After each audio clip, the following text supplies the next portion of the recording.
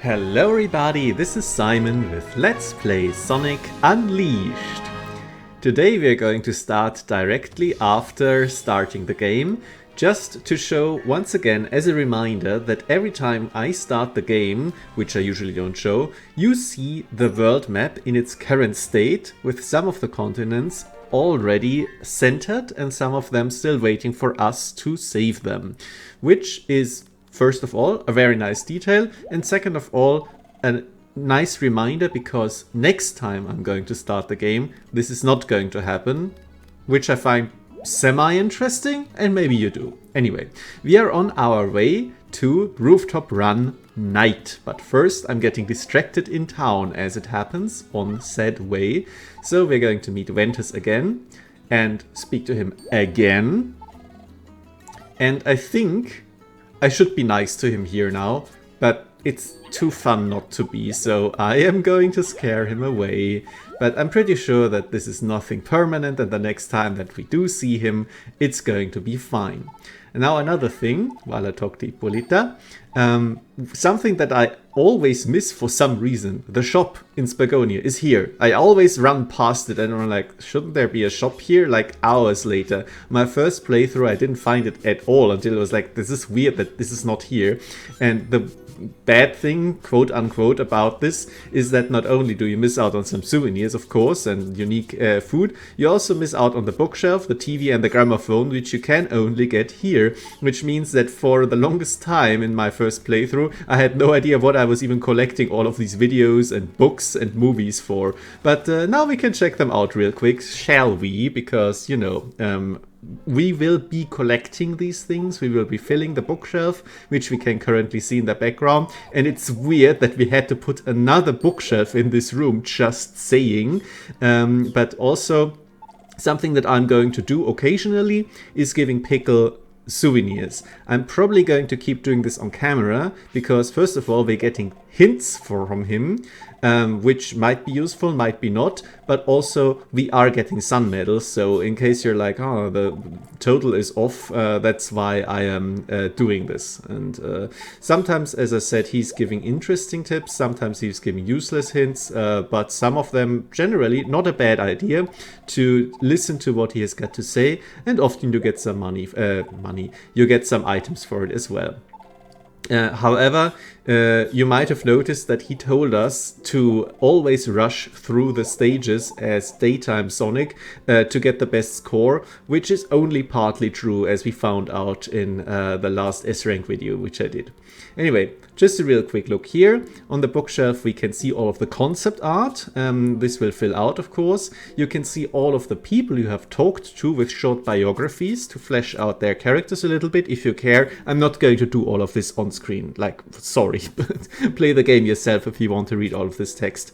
And here also for the enemies you can get a bestiary. Of course there's going to be achievements for filling all of this out separately, meeting all of the people. There are some checklists online to get 100%. Have I mentioned already that this is a deep game with lots of dense stuff to do? Because wow, if you engage with Sonic Unleashed, there is a lot of Sonic Unleashed for you to do, which is fine. Again, you don't have to do any of this, and if you don't care for that and just want to unlock all of the daytime stages ASAP to play those over and over again because it's the only thing you like, it's fine. The game lets you do that. You don't even need to grind because Day Sonic is already fine as he is, so that's cool. Anyway, let's start the actual level. I really like Rooftop Run Night. I've been kind of lukewarm on Missouri's night stage. I've been like, yeah, this is mostly tutorial for Apotos. This level here, I think, is actually good. With no, oh yeah, but you have to play as the Werehog.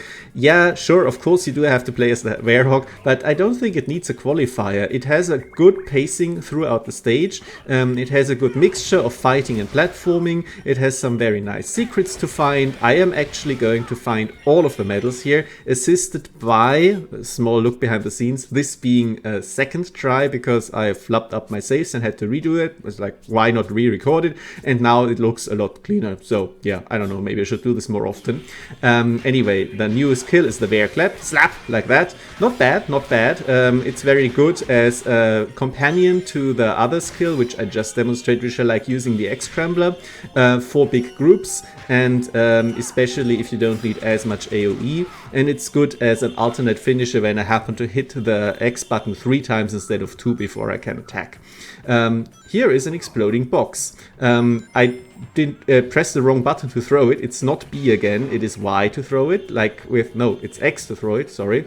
And this bites me in the ass, literally, because, whoops, the AoE of this attack actually broke the box. But yeah, you can throw this at enemies, and it's going to be used later on with a little bit more effectiveness by me against some enemies that absolutely are designed to have boxes thrown at them.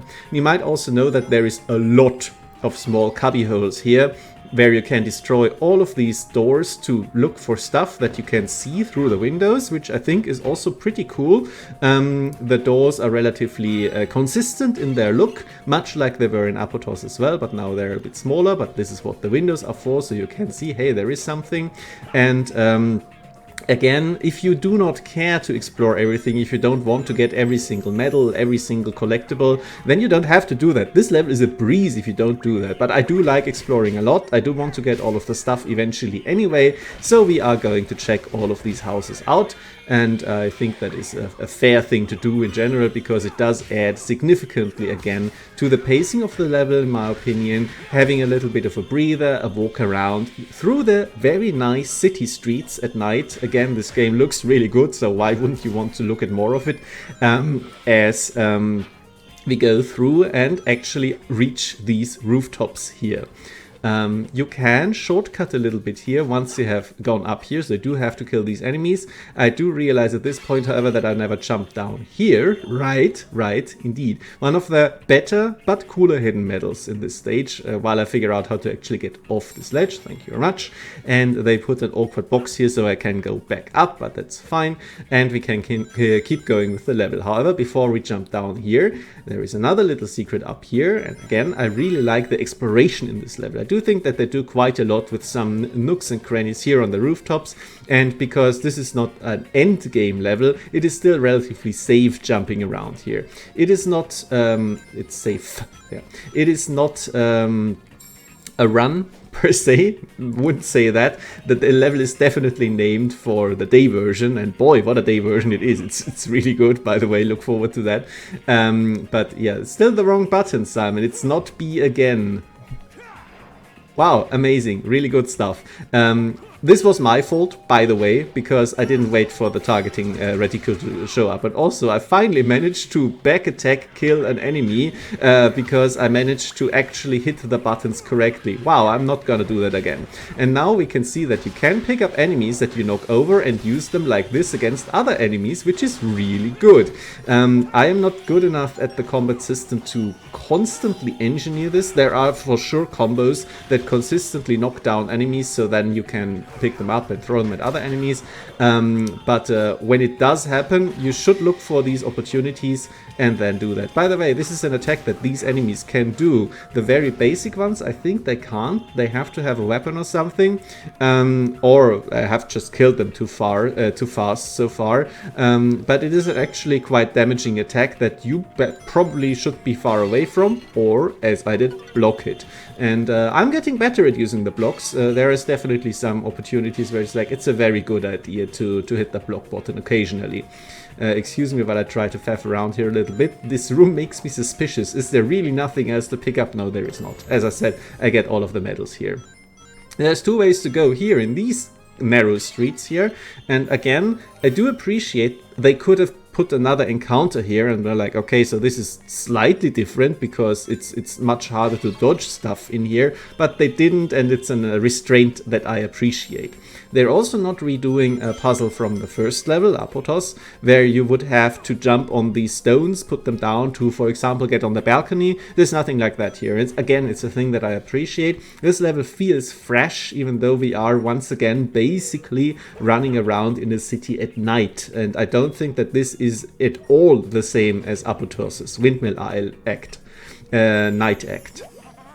And we also have some unique level and location-based gimmicks, because of course we are in Italy, and Italy has a lot of wine culture, and so we have a lot of wine barrels here, and we've already seen a bunch of those before.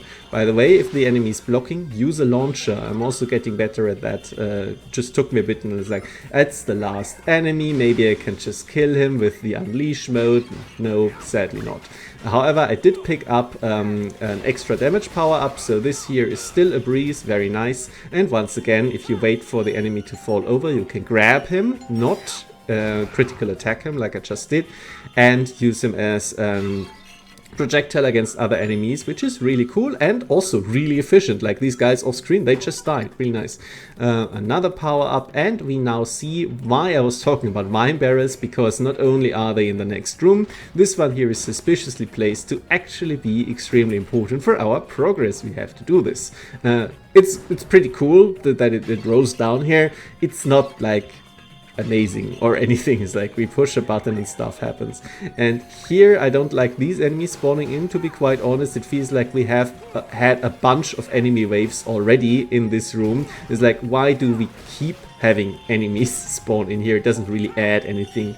You might note that these ones here have a darker color, so you could see this as an introduction, a safe introduction to them, so you can figure out what they do. Unfortunately, I am good at this game, so they couldn't show off what they do. We will see this later, don't worry about it. And now we have an introduction to a second boss type enemy, and we actually have a change in music here, very dynamic, awesome. And I finally, because it's a big target, hit one of the exploding blocks. It doesn't deal that much damage, to be honest. It could be much better, but against a smaller fry, it's really cool. So the fat guy spawns the small fry, and you can use the small fry to damage the fat guy. He also does other stuff like jump back a lot, and he has this move here where he uses some poison breath stuff to get more of the other ones. Didn't want to pick that up, I wanted to use the finisher. Overall, I think the fat guys are terrible, like they don't really do much, they're really bad at their job. They're not terrible to fight, mind, like it's just a nothing fight, they're super easy. The other ones with the club, oh boy, those are the real problem. The fat guys don't really do much, but they do give you a lot of experience, like all boss type enemies.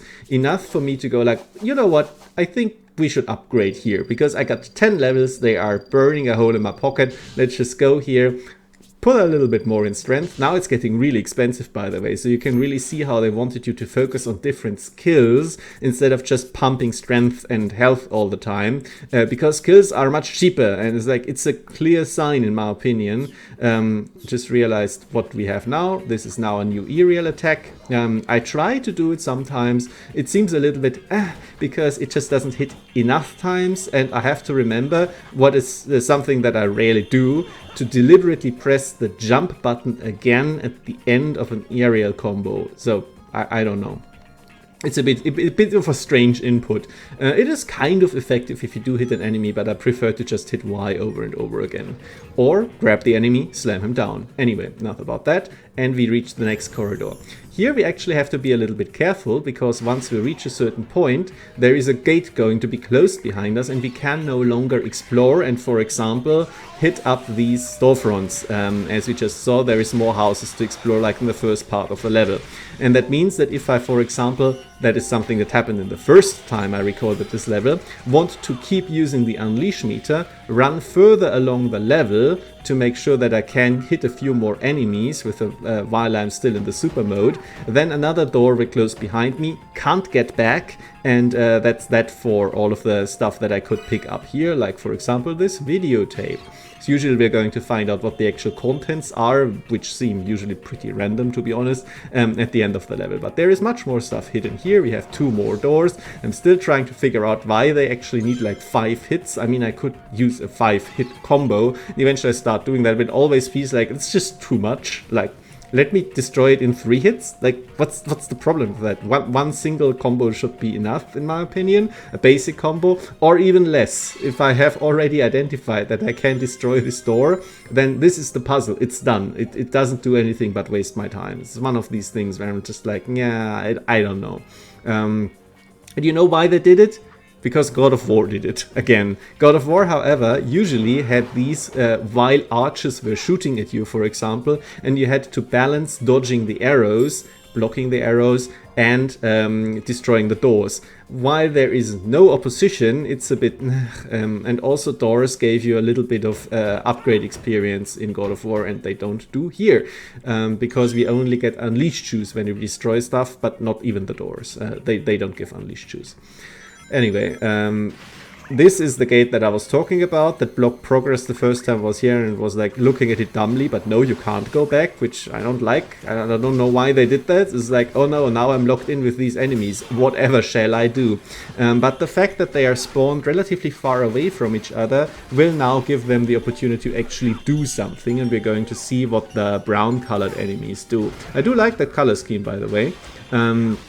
And now they have a chance to actually do their thing, and this is their thing. They have machine gun arms, which are ideal to block. You really want to block this, otherwise you will eat a lot of damage. They can surprisingly hit you quite a lot, stun lock you as well, and set you up for attacks from other enemies. So they are quite dangerous, and for the first time I feel like a mixture of enemies that is going a little beyond, okay, there is a ranged guy and a melee guy, and you probably want to take out the ranged guy. These are much more durable than the flowers in Missouri, and they have similar movement patterns, but they are still different enemy types and so on, and that means that there is an actual tactical decision to do who you hit first. You can still try and hit all of them at the same time. I have done that before, but it is not free anymore, is what I'm basically getting at, and I do like that. I think that is a sensible evolution of the encounters in this level,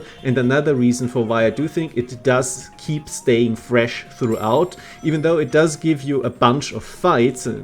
As I said, there's many people who are like, I don't want to fight as the Werehog again, because it is just hitting the same buttons over and over again, and the enemies take too long to kill. And I know that it's not that easy to engage with a system that you don't like, but I hope that I have somewhat proven to a lot of the doubters that are still watching, thank you, by the way, that you can have some fun here by trying to optimize these things, using all of your moves and so on and so forth. Looking back at this footage, I realize I haven't actually opened all of the doors, but I did get all of the... Wow, great. I'm so good at using these, by the way. I do still get all of the medals, so I hope that I don't have to go back to this level at some point because I missed like a videotape or whatever. Anyway, maybe I have to go back to the level anyway because I don't get an S rank. This is what we call foreshadowing, by the way. All the cool YouTube people use this joke, I have heard. Enough so that people are actually annoyed by foreshadowing jokes. I've also heard that. Like, I don't care. Otherwise, I wouldn't have used it. Anyway, a lot of these rooms sadly only hide 10 rings. Though I mean, rings core is core at the end of the level, so it's not unimportant to get this if you want to have a high rank. And also, of course, rings heal you. So that's something. So we reach another part of the level. Once again, looking for stuff behind corners. It's still just 10 rings, but again, it's not irrelevant to have 10 rings. And we have the same wine barrel gimmick again, which it feels like this time it should do something, like some sort of remix. Like you can trigger enemies and they are tough, but if you let the wine barrel loose, then you can kill all of these enemies. But no, you just hit the lever and then the barrel rolls, and that's it. Insert Star Fox joke here? Question mark. Yeah, I don't get it either. It's a bit weird. Like, they clearly had a set piece in mind here with the rolling barrel, but, well, set pieces tend to be cool. And this one's not. It doesn't do anything. Anyway, critique over. Let's keep going. I do like the street. It looks really cool, like the slanted one. Definitely location check. Perfect. Yeah, there's a bunch of streets like this in Italy. I've been to Rome. I'm cool. And you can find stuff in various corners. Not here though, a bit weird, but the other corner, better. But ultimately, it's just a nice part. I always think of this one here. You activate the wine barrel, doesn't do much, but whatever, it rolls, it's cool. And then you run around the corners of the street and find stuff hidden behind planters. I do like it, yeah. And here we have a big guy waiting for us, but first we take out the trash. This is a bit of a weird encounter because it feels like they should be supporting the big guy, but he's just up there doing his thing and there's nothing he can do to does down here, so I'm just farming points. It's cool. And of course experience by killing them with the aforementioned super attacks. Now we can try again with a big target. Will we miss? No, not this time. But I did actually damage myself again, so that's nice. Anyway, another point regarding the fat guys, they are not actually as durable as they seem. If you do save up Unleash, which I did, then you can destroy them in seconds. Absolutely deleted this guy. And that does kill my Unleash meter, but on the other hand, it's back up again, so that's nice. You should always do this, by the way. If you're playing this game and you're not using Unleash all the time, it's good. Another thing about this plaza is that I keep thinking that there is some collectible or some sort of pickup around the fountain in the middle. That's why I keep going back, but that's not my memory tricking me. There is something in the Wii version, because this plaza is also in the Wii version, because it's a really cool set piece and a really nice piece of level design. And the Wii version is pretty good. I did play it quite a while, quite a bit, whatever. I did play it and I enjoyed it. Maybe I will show it off at some point. Anyway, you would think that you could just take the elevator, but the elevator is broken for some reason. None of the planters have anything in there. I checked the first time, so I can save us some time. And now begins my favorite part of the level. I've already liked the level before. How can this be even better? Well, now we do Werehog platforming. And while it is a mixed bag, to say the least, I will complain a lot about Werehog platforming in later stages. I do really like this part of the level. Like, I think that this is the perfect balance of somewhat challenging. You do have to know what you're doing. I'm holding basically B all the time because it makes Sonic automatically latch on to stuff. By the way, hot tip, keep holding B all the time. And all of the ledges here are safety ledges, because of course the gears you have to grab onto, and Sonic not having a drop shader only matters for stuff like what we just did, the electric gear, and if you kind of control yourself, it's still fine. The camera is okay, it assists you a little bit like we just saw. You can trust the rings, that's also okay, and it's a very nice mixture of these moving platforms, of the poles, of the grab things on the wall, of the ledges. It's basically a masterclass in Werehog level design, in my opinion, where it's like, yeah, all of this is pretty nice, except bullshit. I really wanted to shortcut here because I've already played the level. I know how it goes. You can jump over there. It's where the level continues. But they're like, no, actually, we would prefer that you don't do that. So we put the death plane up here.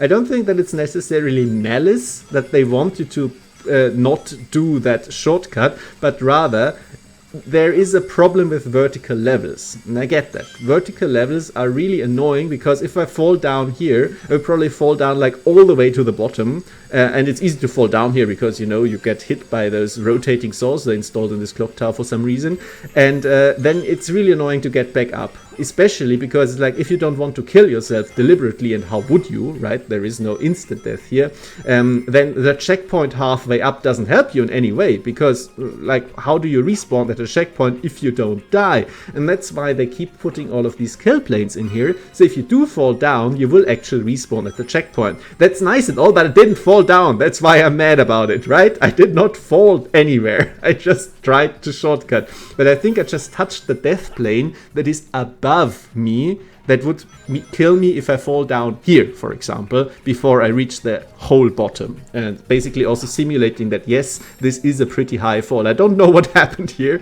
why Sonic got yeeted off the edge. I feel like this is something speedrunners do deliberately, but I was like, whoa, whoa, whoa, whoa, whoa, settle down here, Paco. Didn't kill me again, but you know, my score is now a fat 0, so you can expect not an S rank from this. I will have to redo this stage, it's fine, I like it, but it's still, it grated a little bit, but it was funny, I hope, at least for you as well. And yeah, by the way, also speedrun thing, I didn't actually get this message the first time I was playing the level. I just did not completely extend the lever the full way, the clock hand, I mean, did not rotate, that's the word, lever all the way, and then you don't get Chip's message and you can still go around. So that's also a hot speedrun tip. I'm probably the first guy to discover that, and maybe I also remember wrong. I don't quite know what these guys are for, just like as a safety feature, so they can line up your jump and miss entirely because you don't know where in space you are. Bit of a weird part here in my opinion. I don't quite get why they did this. I do think that maybe this is meant to be like a last medal, by the way. Yeah, really like that. To be like some final thrill part, because we are high up now. This is like, wow. But like, I don't know, just hold B and don't do anything, and you will probably be fine. And also the final souls are nothing to write home about. And also these are the last enemies. Like three guys. They are extremely basic, nondescript, whatever enemies, and I have absolutely no idea what the hell they are doing here, except to allow you to like farm some more points in finishes, because that's it, that's the end of the level. So I don't know, I think they just ran out of ideas or something. It's a bit weird. They really wanted to have this jump between the two towers, I get it, and they put it at the end and they're like, so do we have a boss fight at the end? This might be it, actually. Maybe they had a giant guy with a club up here and they're like, you know what, this sucks. If he throws you down here with a big IOE stomp attack, then you are going to be so frustrated. We should do this later. They will, yeah, but not here. And I feel like they maybe cut this idea from here and put it in a later level. Anyway, Rooftop Run Night done. As I said, really nice level. I do like it, except for that one part, you know, but I'll be glad to redo it and be a little bit more efficient. And now what's this? It's like we finished the side quest for some reason, and if we talk to Tails again, it's finishing the side quest again, which we didn't do. That's really weird. The game is programmed weird sometimes, because I think, again, they just pushed some stuff around in the pacing of the game. No matter, we will see what this means next time, because we can't just stop right here, which is also going to create an awkward situation next time. Boy, I love those. Thank you very much for your attention.